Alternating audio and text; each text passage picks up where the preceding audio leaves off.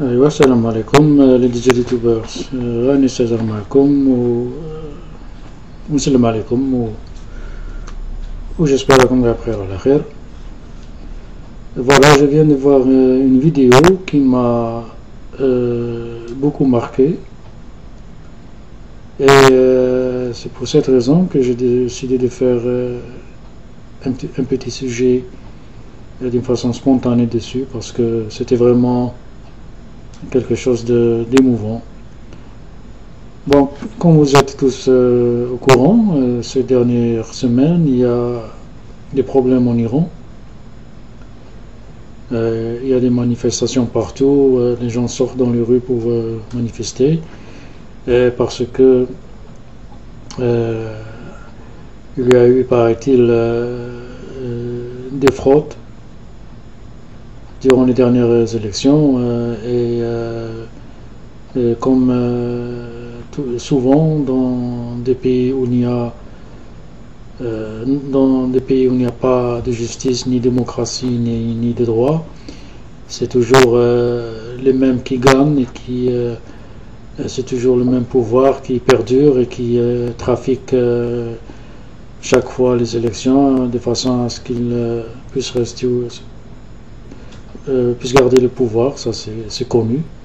Donc les élections, ça sert à rien, ce n'est qu'une façade pour dire au monde entier qu'il y a un soi-disant semblant de démocratie, alors que ce n'est que de la mascarade, comme en Algérie par exemple, et partout dans ces pays totalitaires où le régime,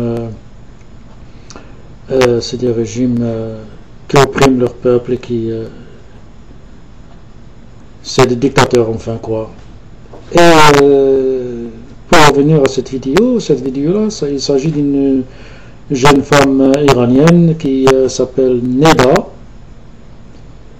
et qui a été malheureusement fauchée par une balle tirée par un sniper iranien, alors que qu'elle était là en compagnie de son père, en train de... Elle faisait même pas partie des manifestants, mais elle était là sur le trottoir en train de regarder les manifestants passer, quand une balle l'a fauché. Et sur la vidéo, on voit que la jeune fille tombe et que les gens l'entourent, essayent de la réanimer, et en 2 minutes, c'est fini, elle est morte.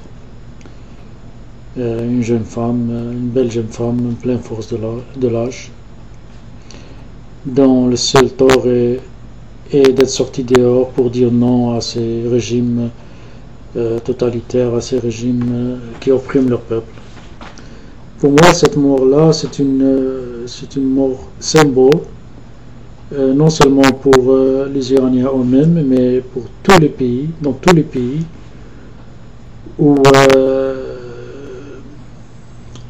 les peuples se font écraser par leur régime, et qui, par la terreur, se maintiennent au pouvoir en faisant fi de toute règle ou norme ou droit humain. Ils ne se gênent pas pour massacrer leur propre peuple pour se maintenir au pouvoir.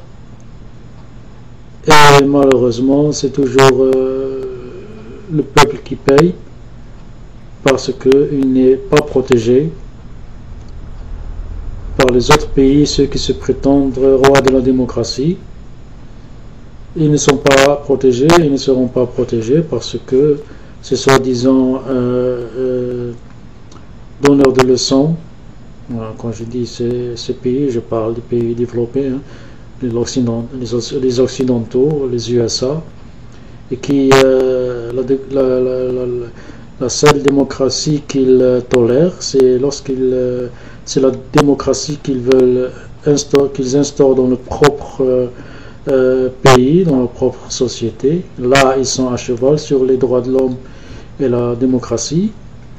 Et cette poignée de pays superpuissants économiquement ou tout ce qui concerne la démocratie, les droits de l'homme et tout ça. Ils sont champions du monde. Mais quand il s'agit du reste du monde, c'est le contraire. Au contraire, ils vont là-bas et déstabilisent tous ces pays pour instaurer eux-mêmes un régime local fantoche, de façon qu'ensemble, puisqu'ils ont ensemble des intérêts communs qui convergent, ils ferment les yeux ou ils regardent ailleurs quand ce régime local maltraite, tue son propre peuple. Ils regardent ailleurs, ils font semblant de n'avoir rien vu puisque ça arrange leur intérêt.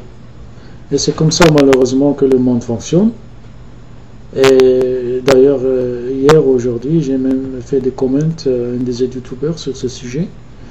Il faut se poser la question pourquoi c'est dans une région spécifique ou dans des pays spécifiques, c'est toujours stable, et ailleurs, c'est l'instabilité, c'est les conflits et les guerres. Moi, je pense que ça ne peut pas être un hasard, c'est tout simplement une stratégie voulue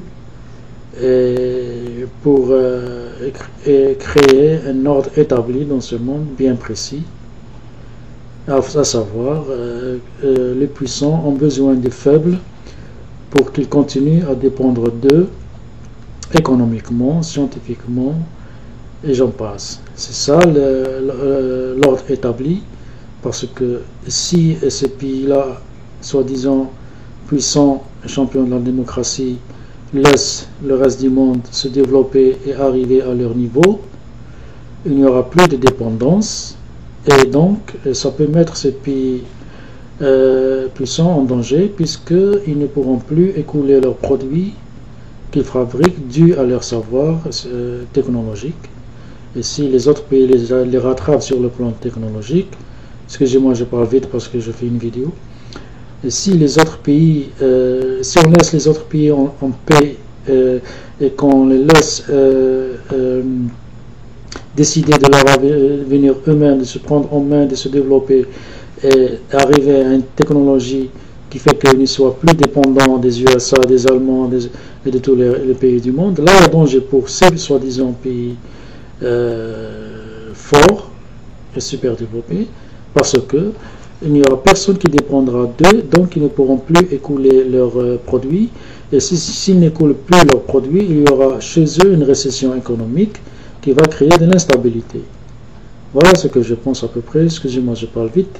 Je parle de la mort de la jeune femme iranienne et j'approfondis vers quelque chose de... En fait, ça a un rapport avec les deux. Et le régime qui est là-bas en Iran, vous pouvez le voir un peu partout. Et c'est toujours le même scénario. C'est seulement un certain pays ont droit, certains peuples ont droit à la véritable démocratie, à la paix sociale, à la joie, à l'épanouissement, à une vie heureuse, dans la stabilité, une partie seulement. Et le reste, regardez l'Afrique, les pays arabes, l'Amérique du Sud, c'est toujours les guerres. Est-ce que c'est un hasard? Je vous pose la question. Moi, je ne crois pas que ce soit un hasard. C'est voulu, c'est planifié, c'est une stratégie. La question que je me pose, quand est-ce que les mouches changeront d'âme?